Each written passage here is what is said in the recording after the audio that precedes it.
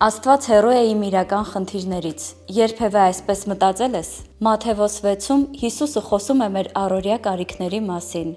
Ուտելիք, հագուստ, վաղվա օր։ Աստված չի անտեսում մեր ֆիզիկական և նյութական կարիքները։ Այս հոգսերը հաճախ թակարդ են դառնում աղքատների համար նույնքան, որքան հարստության հանդեպ սերը հարուստների համար։ Մենք չպետք է մտահոգվենք վաղվա օրվա համար, ինչպես պիտի ապրենք հաջորդ տարի կամ ծերության օրերին։ Եթե Աստված մեզ տվել է կյանք և մարմին, ապա ինչ եք կարծում, չի կարող հոգալ մեր կարիքները։ Իհարկե, սա չի նշանակում, որ չպետք է աշխատենք կամ գումար խնայենք։ Հակառակը, սա կարևոր է։ Բայց կոչն այն է, որ այս ամենը հոգս չդարձնենք մեր կյանքում։ Անենք մեր աշխատանքը և վստահենք Աստծուն։